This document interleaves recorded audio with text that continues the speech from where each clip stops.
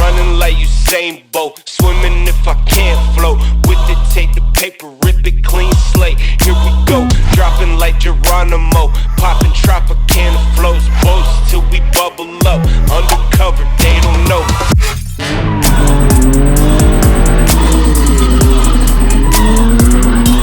Usain Bolt, running like Usain Bolt, running like Usain Bolt.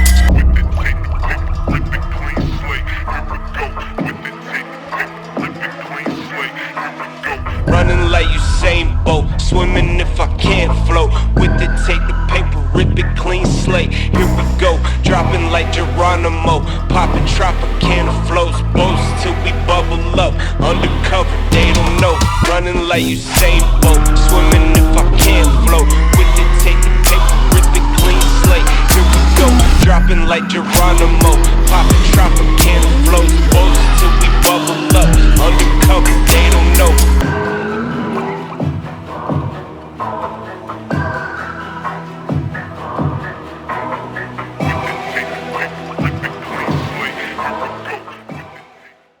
Baigėsi paskutinis Street lygos etapas Klaipėdoje ir turime Mantą po kvalifikacijos. Mantai, nuotaikos įspūdžiai po šiandien dienos.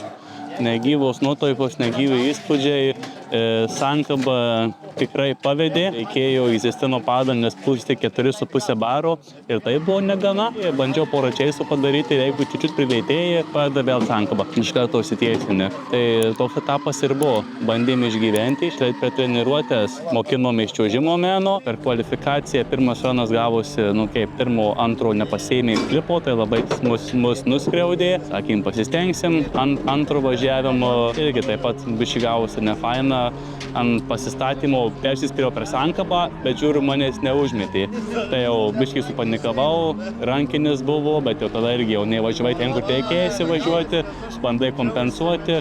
Tai trečiu klipu įsitaisiau, jau pradėjau klipus rinkti, bet jau žinau, kad tikrai bus balų daug numušta.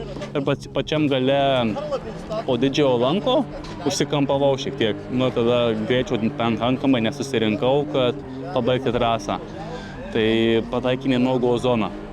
Tai su tokiom emocijom iš esmės, kad reikia sutvarkyti Sankabą, kad tai laikytų kitiem metam. Visi kiti upgrade'ai, kaip ir mašina labai gerai važiuoja, patenkintas esu.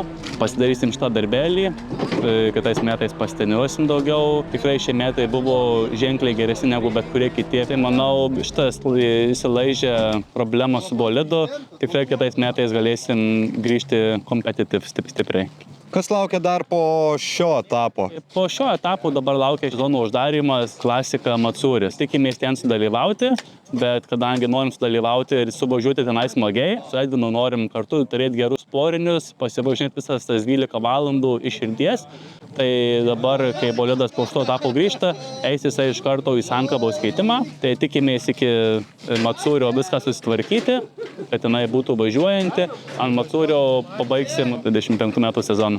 Tai kaip suprantu, ateinančiam sezonui kosmetinių dalykų netvarkysi, kad mažiau gaila būtų kitais metais. Bet iš esmės, kas kosmetikai mums yra, tai tik yra galinis buferis. Bet kai tik tai buferis čia yra sužalotas, manau, dar čia per anksti. Duokime kitus metus irgi negailėt galų ir jį sudrožti, tada galvosim, ką su kosmetika kitko daryti.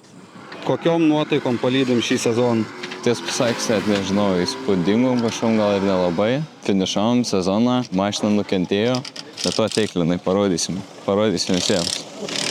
Kaip matome, Klaipėdos blokai buvo negailestingi. Mašina, kaip būtų keista, vis dar važiuoja, viskas ok, viskas tvarkoja. Bet iš esmės sudėtinga tikrai trasa. Šį kartą mums leido važiuoti šalia blokų visą realiai laiką. Pastatė gale trasos no-go zoną, kur renkėsi arba nulis, arba kaip tik telpi tarp blokų. Kaip matome, tikrai netilpau tarp jų, bet ką padarysi ir ką bent jau mano debiutas gavosi 2-0.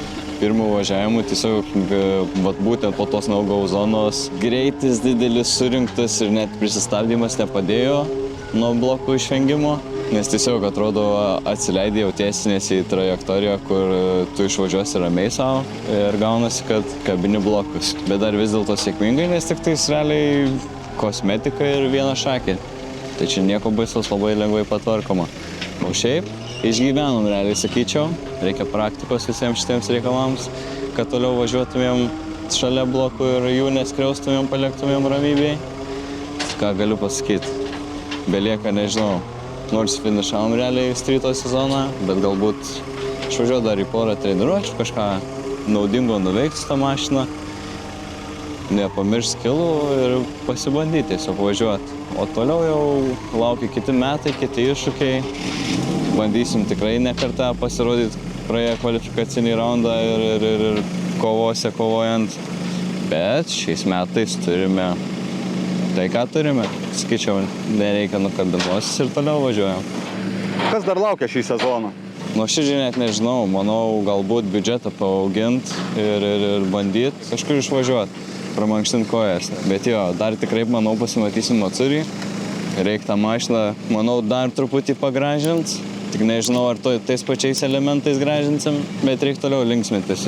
Renkame čia dėl linksmumo ir to troškulio vairuoti toliau. Donatai, ką pamatėjai tiek pas Edviną, tiek pas Mantą per visą šį sezoną? Kokios tavo įžvalgos? Šitie metai gal nelabai sėkmingi iš techninės pusės. Realiai nebuvo tokio etapo, kad nebūtų bėdų. Arba kažkas lūžo, arba kažkas sugedo, tai traukos nėra, tai stabdžiai užsikirto. Tai vėl kokia nesąmonė, kuri iki tol neišlenda, kol neateina varžybų diena. Tai realiai visus etapus tiesiog hardcore varėm su Edvinu tiek ir varžybų metu, tiek ir po varžybų garaže užsidarę. Buvo ir dirbta iki 7 ryto ir būtų dirbta po darbo tiesiog. Tai aš labai iš Edvino tikiuosi, kad kiti metai bus mums bent jau techniškai tvarkingesni ir galbūt pagaliau atsisuks į mus sėkmė, nes dabar tai visiškai nelydėjo. Nors atrodo ir technika prisižiūri ir viską bandai pasikeisti. Apie Mantą, Mantas labai smagu, kad bent jau nelūžta. Šiaip smagu, kad jam šie metai buvo žymiai geresni ir matomai daug padėjo simuliatorius. Matosi, kad žymiai daugiau buvo kvalifikacijų praeitą. Atrodo, kad šiais metais žmogus pasikeitė, sužibėjo. Reikia tiesiog dar vieną išgydyti problemą. Atvažiuoti nugalėto, nepasidžiaugti, tiesiog pasivažinėti raso ir ratais. Tai man tai realiai kitam sezonui aš galiu palinkėti kovingumo daugiau, o Edvinui, kad jį lydėtų sėkmė ties techninė pusė. Tai manau šiam sezonui tiek. Bet padarėm viską, ką galėjom. Važiuosim dabar atostogauti.